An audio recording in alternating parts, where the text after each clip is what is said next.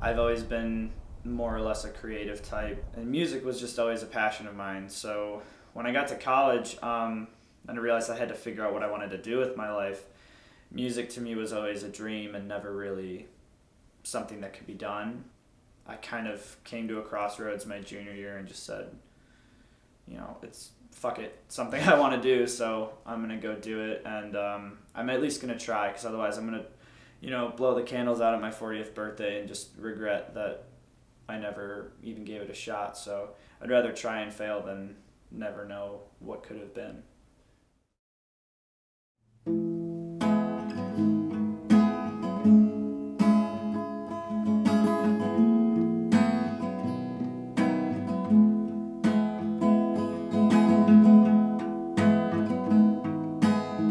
I actually owe Black Box, and I really owe the idea to Joey Parks, who's a good friend of mine.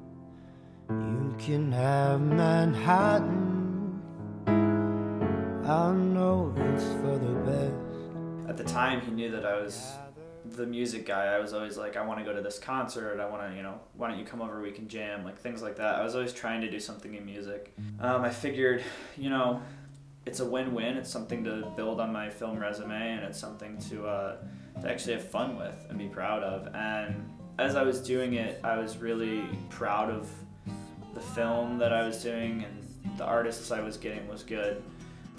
I remember sitting there and just being like, I was writing songs at that time, and I was getting an idea of what I wanted to do musically.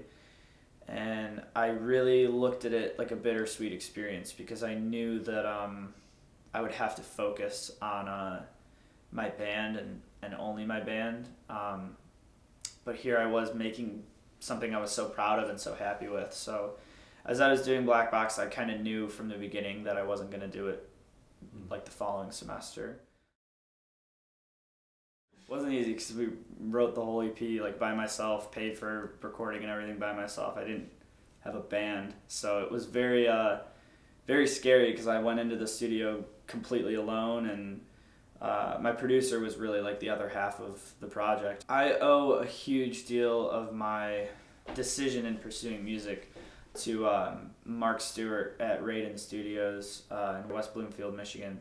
He was a good friend of mine in high school, and I've been playing guitar since I was in 5th grade, so all throughout middle school and high school I've been trying to start bands, and Mark was the only person I ever knew who was actually serious. He was in a band that I really looked up to. He recorded and produced music. He eventually built his own studio, and that's where we recorded our EP. That's where we're recording now for our new album. So going into the studio now with an actual band this time, and being able to write with other people is great, because you kind of just go in like, well, it's just going to be that much better. Dylan Vanderson is my drummer, and he's a phenomenal drummer. If I could Frankenstein all my favorite drummers, it would end up being Dylan. I could not have asked for a better drummer. He's just has been a perfect fit, and I've found him in the most unconventional of ways through Craigslist. Now he's not only the best drummer I've ever played with, but he's also one of my closest friends. Really struggling to find a bassist, and we finally landed on a friend of mine who I met in community college, Jake Rizeppa, who started out just kind of following us as a fan and covering us with news articles and stories and whatnot. And we invited him to jam one time because he played guitar, and I was like, have you ever picked up a bass? He picked it up and was kind of a natural at it, and we've just been a really, really good fit ever since. Hearing the positive feedback and getting some commercial success, like radios, stations that are playing us, and people that are liking us and things like that are really, really rewarding.